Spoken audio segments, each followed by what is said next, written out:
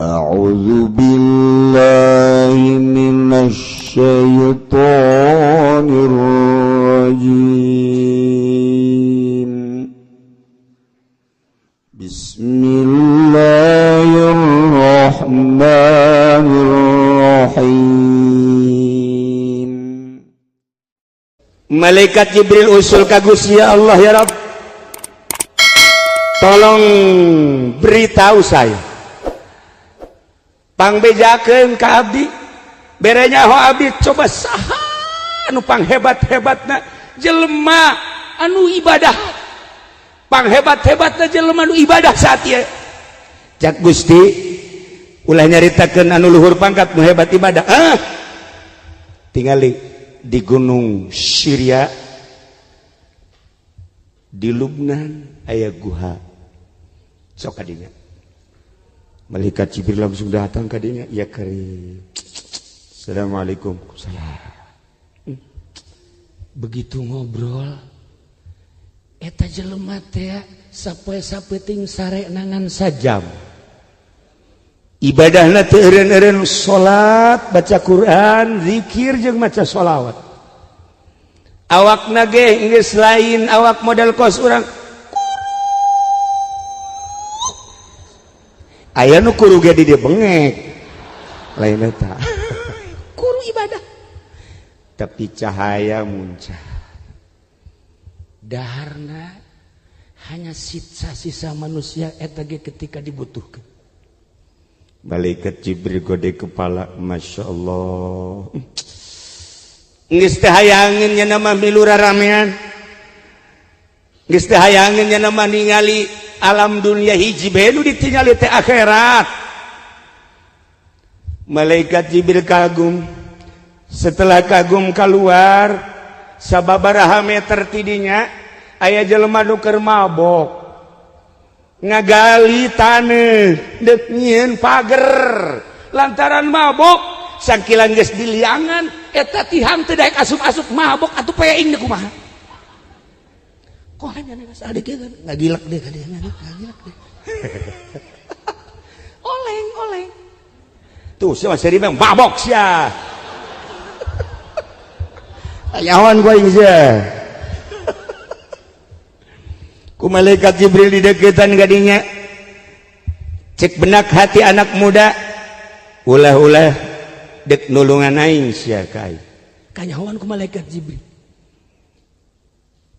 Gerintes hatena seperti eta. Langsung malaikat Jibril ngadeukeutan, kunyana diomong, "Hei manusia, lamun maneh manusia, hei malaikat, mun anjeun malaikat, ulah coba-coba nulungan ka ulah. Ulah mah hiji bae minta tolong, Allah." Cek malaikat Jibril ngomong kieu. Heran nih mah. Langsung jana bebeja, "Ieu Jibril utusan Allah, tidak mau tahu." Sekalipun Jibril lamun deuk nulungan kula teh bisa. Jibril Allah.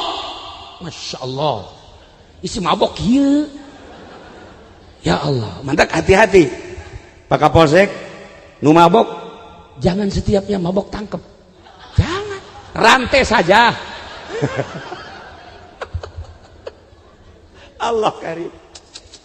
Guys, malaikat Jibril usul ka Gusti Allah, ya Rabb. Aya dua sosok manusia nu aneh. Nu hiji ibadah di guha anu luar biasa, nu hiji pemabok. Tetapi aya perbedaan pandangan. Ya Allah, ya Rabb, nu mana nu sabenerna nu istimewa menurut anjeun, ya Rabb? Lamun dicaritakeun mah panjang cek Pangeran Jibril. Bejakeun kanu di guha nyana meureun ibadah teh hayang kapanggih jeung kaula rek manggihan nyana setelah ngasupkeun gajah ka jero liang jarum 1000. Bejakeun kanu mabok janyana ge ngomongna ka aing bae sanajan mabok ge teu salat ge nyana ngomong Allah mah teleb sia kanu mabok. Bejakeun aing nu agung kula nu agung rek manggihan setelah 1000 gajah diasupkeun ka liang jarum. Sampaikan. Malaikat Jibril langsung datang dari kaguha. Ki, ibadah hayang kapanggih jeung Allah hayang mi'raj Allah bakal manggihan ka anjeun alhamdulillah tetapi dengan catatan ke Allah rek ngasupkeun heula gajah 1000 kaliang jarum. Oh tama bahasa bahwa Allah moal datang berarti kain geus aing mah ibadah geus geusan ku ari mah aing dek ka kota dek mabok ku ari mah dibalik Haji Jamal teh modelna. Coba datang ke nu mabok ceng Allah bakal manggihan ka Aceng sebab Aceng ngomongna embung dibantuan ku makhluk hiji bae Allah bisa teu bisa ka Allah Allah bakal manggihan iraha deuk manggihan anak ke lamun Allah geus ngasupkeun gajah 1000 kaliang jarum.